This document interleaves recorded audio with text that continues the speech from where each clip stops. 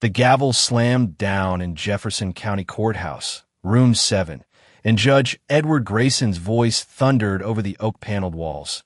30 days in county jail will teach you some respect, Mr. Marshall.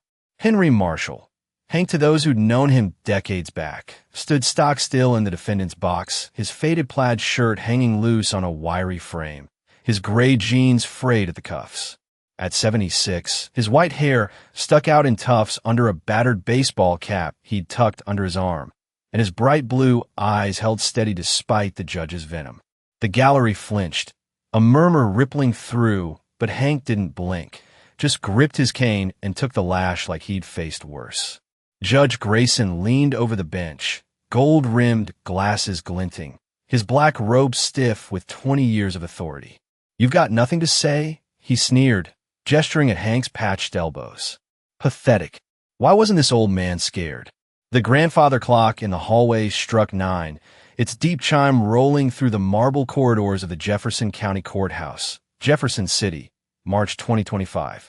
The air hung heavy, stale coffee, polished wood, and the faint buzz of tension before a long day of trials. Room 7 was Ed Grayson's kingdom, a cold, orderly space where justice bent to his will. At 58, Ed had carved a name as unyielding, ruthlessly efficient, his sharp tongue a blade that cut through excuses and egos alike. Attorneys dreaded his docket. Defendants shrank under his stare. Today was no different, or so he thought, as he straightened his robe, ready to dispense what he called law. Hank Marshall wasn't what he seemed. At 76, he'd built Marshall Tech Solutions from a garage in 1972 into a billion-dollar empire. NASA engineer turned titan, 16 patents, boards of 7 Fortune 500s. But twice a year, he shed it all, tailored suits, penthouse views, for patched clothes and a stoop, wandering as a nobody to test the world's heart. This social experiment, as his daughter Maggie called it, wasn't about nostalgia. It was about justice, how it bent for the rich, broke for the poor. Today, in Room 7, he stood accused of trespassing on Clearwater Estate, a lake he'd fished as a boy. His cop vong burned quiet, exposed the system's rot. His fear gnawed deeper. That fairness was a myth for those without wallets or titles. It started routine enough. "Next case," Ed barked, his voice a whip crack through the room. Case number 47629, State versus Henry Marshall, third-degree criminal trespassing. The doors creaked open, and Hank shuffled in, cane tapping, shoulders hunched under that plaid shirt. The gallery, lawyers, clerks, a few gawkers, murmured at his scuffed boots, his worn collar. Ed's eyes narrowed, sizing him up. Another drifter, another waste of time. "Mr. Marshall," he began, weariness lacing his contempt, caught lounging on Clearwater Estate. "Explain yourself." Hank looked up, voice gravelly but clear. "I was by the lake, Your Honor. Used to fish there as a kid." Ed flipped the file, annoyance flashing. "Second offense in 6 months. Last time it was Westbrook Country Club. Quite the tourist, aren't you?" Hank nodded, unfazed. "That's right, Your Honor. Nice garden there." A few titters broke from the gallery, snuffed quick by Ed's glare. "You think this is funny?" His voice dropped, dangerous. "This court doesn't. You're clogging my docket with nonsense." Hank folded his hands, calm as a stone, while Ed's frustration boiled. "Where's your lawyer, Mr. Marshall?" The judge scanned the room, impatient. "Don't have one, Your Honor," Hank replied. Ed yanked off his glasses, pinching his nose. "Of course you don't. Couldn't afford one, I suppose." Hank's answer came steady. "Chose not to for today." Ed's eyebrows shot up. "Chose not to? Do you even grasp the charge? Jail time for repeat offenses?" "I understand the law well, Your Honor," Hank said, a nod punctuating his words. That calm, that quiet dignity lit a fuse in Ed. He wasn't used to this, defendants who didn't grovel. "A legal scholar, are we?" Ed's sarcasm dripped thick. "If you're so smart, why do you keep breaking it?" Hank paused, then, "Didn't think I was hurting anyone, Your Honor." Ed's voice boomed, making a clerk jump. "That's not your call. The law isn't a suggestion you skip when it suits you." Assistant DA Patricia Donovan, pat to her friends, shifted at the prosecution table, her dark hair tucked neat, her blue suit crisp. She frowned but stayed mute, papers rustling in her hands. Ed leaned back, warming to his rant. "What do you do, Mr. Marshall? Retired? Living off the state?" Hank's reply was simple. "I keep busy with interests, Your Honor." It scolded. "Interests, like trespassing and wasting my time? This costs thousands, taxpayer dollars for schools, roads, diverted to deal with rule breakers like you." Hank took it, face blank, which only stoked Ed's fire. "What drives a man your age to act like this?" Boredom. "Entitlement." A young public defender in the gallery squirmed, her pencil stalling. Ed waved off Hank's attempt to speak. "Save it. I've heard every sob story in 20 years.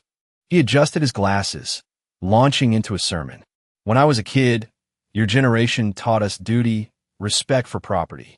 Now look at you, forgotten it all." Ed gestured at Hank's clothes, voice rising. "Look at yourself, shabby, pitiful. There are shelters, services for men like you." The room tensed. Even the court reporter's fingers hesitated. "You assume a lot, Your Honor," Hank said, soft but firm. "I observe it inept. A man who's made bad choices, expecting society to clean up his mess." Pat finally spoke. "Your Honor, if I may." Ed cut her off. "Not now, counselor." He glared at Hank. "I see hardship daily, people struggling, trying. Then you, proud to be a nuisance." Hank's voice stayed level. "I don't take pride in breaking laws, Your Honor." It bounced. "Then why were you back? Why not a park instead of private land? Too good for public spaces." Hank's answer came slow. "Clearwater Special. My dad was groundskeeper there. We fished Sundays." Ed's face flickered doubt, then hardened. "Nostalgia's no defense. That's private now. Owners don't want uninvited guests." Hank nodded. "I get that, Your Honor." Ed shook his head, muttering over the file. "No remorse, no sense, second offense, blatant disrespect." He looked up decisive. "I'm leaning toward 30 days in jail. Maybe that'll sink in." The room buzzed. Pat jumped in. "Your Honor, the state suggests community service. Nonviolent. His age." Ed's stare was ice. "I wear the robe here, Ms. Donovan." Hank's calm cracked. Just a flicker, a half smile. "Your Honor, before you sentence, can I make a call?" Ed snorted. "This isn't TV. Mr. Marshall. Should have called earlier." Hank pressed. "Just a minute to my daughter. She want to know if I'm jailed." Ed rolled his eyes. "Fine, bailiff, let him call. No deny to call, complaints later." Bailiff Rodriguez handed Hank a phone, and the old man dialed, fingers quick despite the years.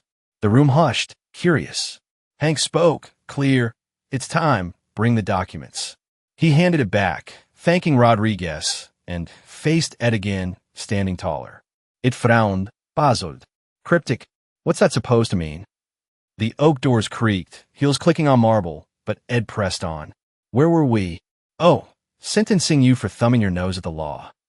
Hank's blue eyes twinkled, a secret brewing. What would that call change? Ed adjusted his glasses, oblivious, as the room held its breath. "If this injustice ticks you off like it does me," Hank seemed to whisper through the silence, "hit that like, subscribe, stick around." Henry Marshall, Hank, stood in the defendant's box of Jefferson County Courthouse, room 7, his weathered hands folded over his cane as Judge Edward Grayson's voice sliced through the tense air. "You're a burden on society, Mr. Marshall," Ed snapped, gesturing at Hank's frayed plaid shirt and scuffed boots with a sneer. "A repeat offender who thinks rules don't apply." At 76, Hank's white hair stuck out in wisps, his blue eyes sharp despite the judge's barrage. He'd called his daughter Maggie moments ago. It's time, bring the documents, and now awaited the storm he'd set in motion. Ed, 58, loomed over the bench, his gold-rimmed glasses glinting, his black robe a banner of unyielding power. Hank stayed calm, soaking in the venom, each word a lesson in how the mighty judge the meek. Ed wasn't letting up. "You waste my time, taxpayer money, thousands diverted from schools, roads, to coddle people like you." His voice boomed, echoing off the wood-paneled walls and the gallery. A mix of lawyers, clerks, and onlookers shifted uneasily. Hank's stoic silence only stoked Ed's fire. No lawyer, no shame, standing there in rags like it's a badge of honor. Hank's lips twitched, not with fear, but with something else, patience, maybe amusement. He'd faced worse than Ed's bluster in boardrooms and back alleys alike. This was his test. How deep did the system's bias run? Every insult Ed hurled was a brick in the wall Hank aimed to topple. The real clash ignited as Ed dug in. You've been caught trespassing twice. Clearwater Estate, Westboro Country Club. What's next, my backyard? His sarcasm dripped thick, drawing a nervous chuckle from a young attorney in the back. Hank's voice came steady, gravelly with age. Didn't mean harm, Your Honor. Just places I knew as a boy. Ed slammed the file shut. Spare me. That's no excuse. Private property's not your playground. He leaned forward, eyes narrowing. I'm set on 30 days in jail. Teach you respect for the law you clearly lack. Assistant DA Patricia Donovan, Pat, cleared her throat at the prosecution table, her blue suit crisp, her dark hair neat. Your Honor, the state suggests community service, nonviolent offense, his age. Ed's hand shot up, cutting her off. I decide here, Ms. Donovan, not you. Pat shrank back, papers rustling, her discomfort plain. Hank saw it. Pat knew this was wrong but wouldn't push. Ed's power ruled, and Hank's worn clothes marked him prey. You don't get it, do you? Ed pressed, voice rising. This isn't a game. People work hard for what they own, and you waltz in like it's nothing. Hank met his gaze. I respect hard work, Your Honor. Seen plenty of it. It's gold. Sure you have. What do you even do? Live off handouts? Social Security? Hank's reply was simple. I keep busy with interests. Ed's laugh was harsh. Interests like being a professional nuisance. The tension climbed as Ed strutted his authority. When I was young, men your age taught us duty, property law. Now you're a disgrace to that. He waved at Hank's patched elbows, his frayed cuffs. Look at you. Shelters could dress you better. The room grew tight. A clerk's pen stalled. The court reporter's fingers slowed. Hank's voice cut through, quiet but firm. You assume a lot about me, Your Honor. Ed's eyes flashed. I see a man who's squandered his life. Expects us to mop up his mess. Pat shifted again, uneasy, but Ed barreled on. Real hardship walks in here daily, people trying. You revel in breaking rules. Hank shook his head. Not my aim, Your Honor. Ed's sermon peaked, his voice a hammer. Why were you back? Why not a park instead of private land? Too good for that. Hank paused, then, Clearwater's got memories. My dad worked there, fished with me Sundays. Ed's face flickered, something softer, before hardening. Sentiment's no defense. That's private now. Owners don't want vagrants. The word landed heavy. The gallery hushed. Bailiff Rodriguez's jaw tightened, a flicker of dissent in his stoic mask. Ed flipped the file, muttering, No remorse, second offense. I've heard enough. He glared at Pat. Community service? No, this calls for jail. Pat tried once more. Your Honor, considering enough. Ed barked, silencing her. I wear the rope. The air thickened, Ed's wrath a storm, but Hank stood like a rock in the tide. Then came a pause, a breath as the judge adjusted his glasses, savoring his pulpit. You know, Mr. Marshall, he said, tone softening to a dangerous purr. I wonder what drives a man your age, boredom? A cry for attention? He gestured grandly, playing to the room. Back in my day, we respected boundaries. Your generation's forgotten that. Hank's eyes twinkled, a secret tucked behind them. Maybe some lessons stick better than others, Your Honor. Ed's brow furrowed. Impertinence, but he pressed on. You're a relic of bad choices, standing there like it's noble. It's not. A young public defender in the gallery squirmed, her legal pad untouched, while an older lawyer whispered to a clerk, discomfort spreading. Hank spoke, slow and deliberate. Clearwater's Lake. I can still see my dad casting his line. Meant something. Ed's smirk faded, his voice sharp again. Meant something? It's not yours, never was. Hank nodded. Change hands, I know. Just sat by the water, that's all. Ed leaned back, dismissive, and got arrested again. Nostalgia's a weak crutch, Mr. Marshall. The room settled, a faint calm as Ed's tirade eased. His point made, or so he thought. Hank's cane tapped once, a quiet rhythm against the floor. Ed missed it, but the gallery didn't. Something in Hank's stillness held weight. "I didn't aim to trespass," Hank said, voice low. "Just wanted a moment there." Ed's laugh was brittle. "A moment? You cost us hours, days. This court's not your playground." He shook his head, file slapping the bench. No grasp of consequences, pathetic. Hank's half-smile returned, subtle, as if he saw the punchline Ed couldn't. Pat glanced at the doors, restless, while Rodriguez stood rigid, eyes on Hank. The old man's calm wasn't surrender. It was steel, forged somewhere Ed couldn't reach. Ed adjusted his robe, smug. "I'll make it simple. 30 days, reflection time. Maybe you'll learn what respect means." He smirked, expecting a flinch, but Hank's gaze held steady, blue eyes piercing. "Who's going to stop this, Judge?"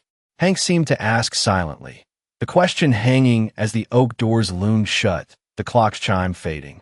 Ed thought he'd won, but Hank knew better. His call to Maggie was a fuse, and the explosion was coming.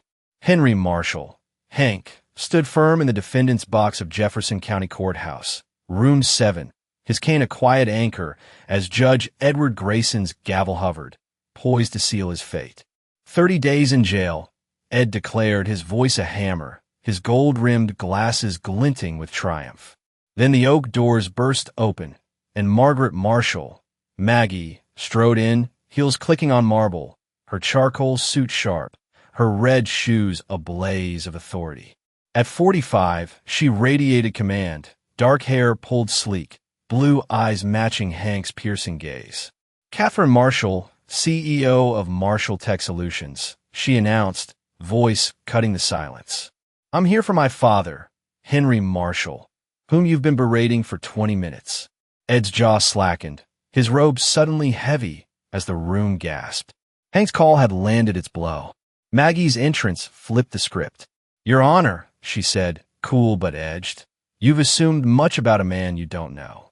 She placed a hand on Hank's shoulder, protective, familiar, then faced Ed head-on.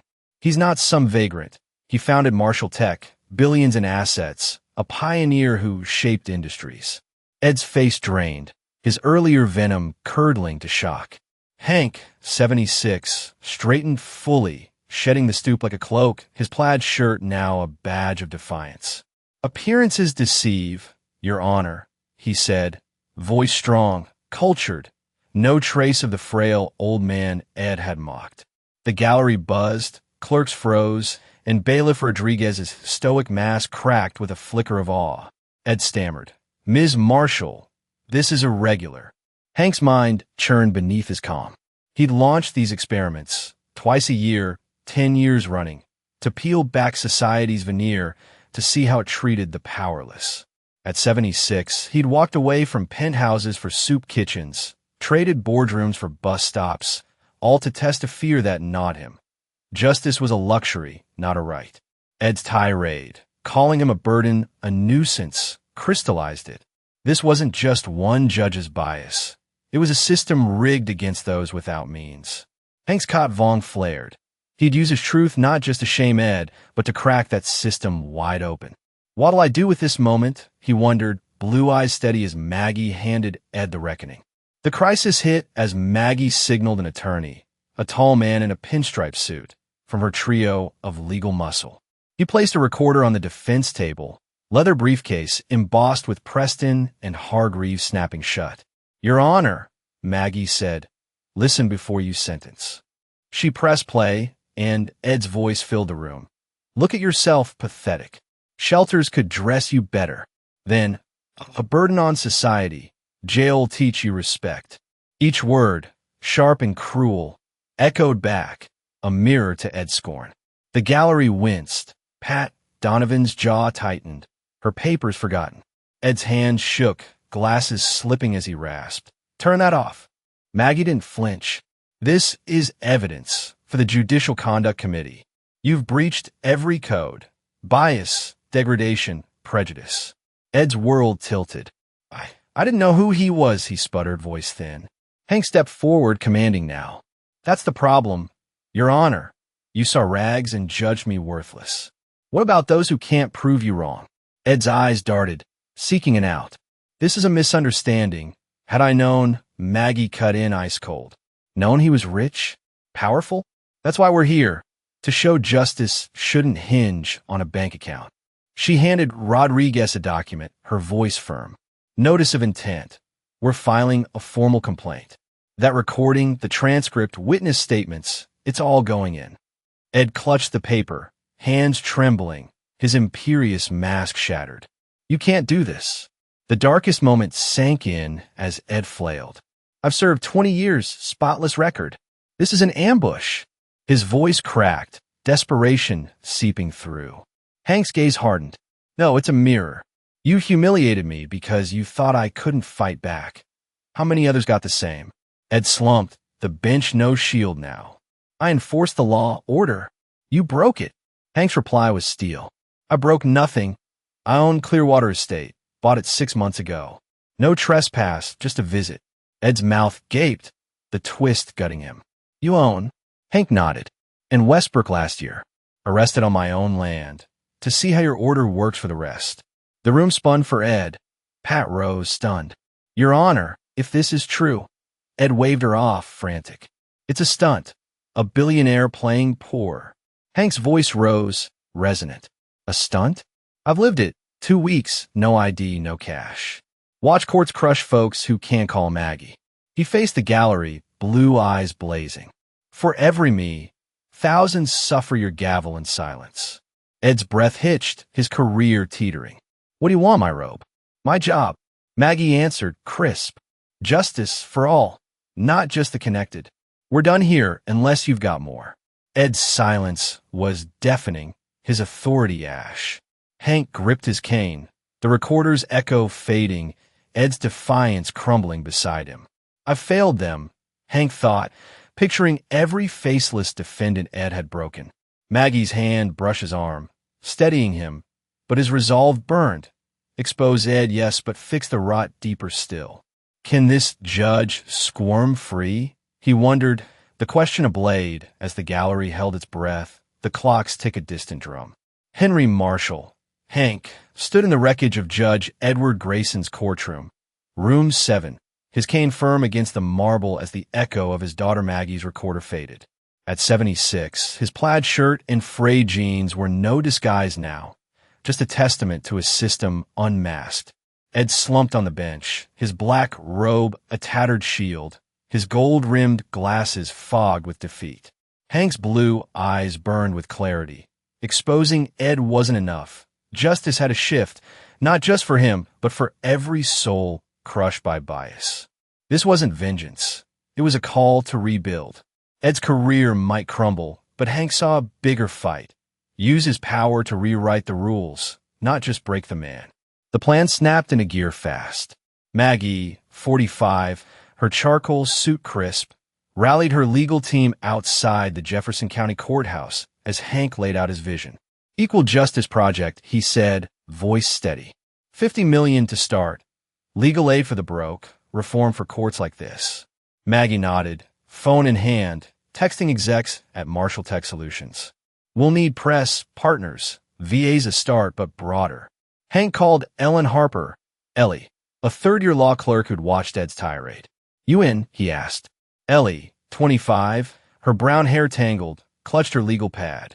Yes, sir, people need this. By nightfall, Hank had Ed's file.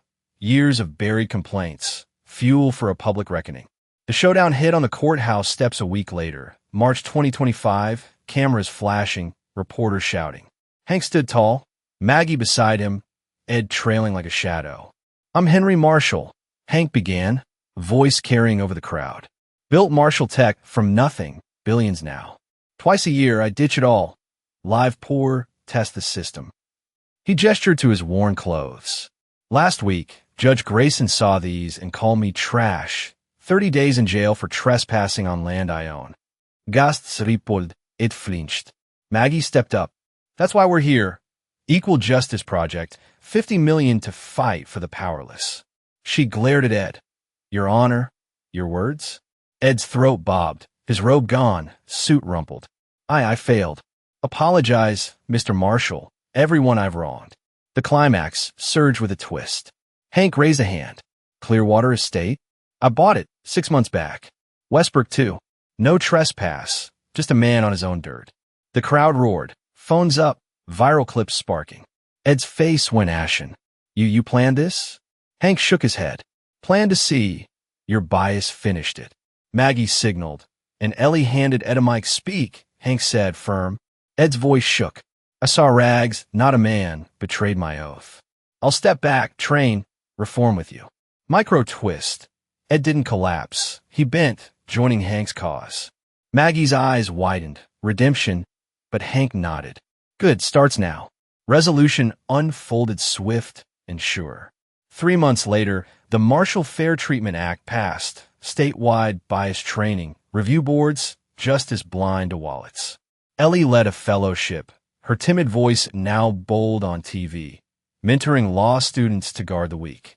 Ed, off the bench, worked with advocates, his stern face softer, lines deeper, but eyes awake.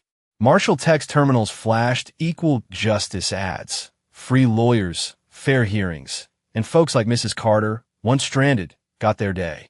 Hank stood by Clearwater's lake, jeans swapped for flannel, watching ripples. Bought it for Dad, he murmured to Maggie. Kept it for this. She smiled. Systems bending, Dad. Not breaking yet. The aftermath lingered as Hank gazed skyward, March's crisp air fading to summer. He thought of his father, fishing that lake, teaching him dignity over dollars. Marshall Tech soared, but this, shifting courts, lifting voices, mattered more. Ed's change wasn't full. Ellie's fight was young, and Hank wondered, is justice truly equal yet? The question hung, a challenge for the next battle. He turned from the water, cane tapping, Maggie's red shoes clicking beside him. A new law, a new start, but the powerless still waited, and Hank wouldn't rest. He paused, hands in pockets, the lake's hum soft beside him. Hey, folks, he seemed to say, voice warm like a friend over coffee.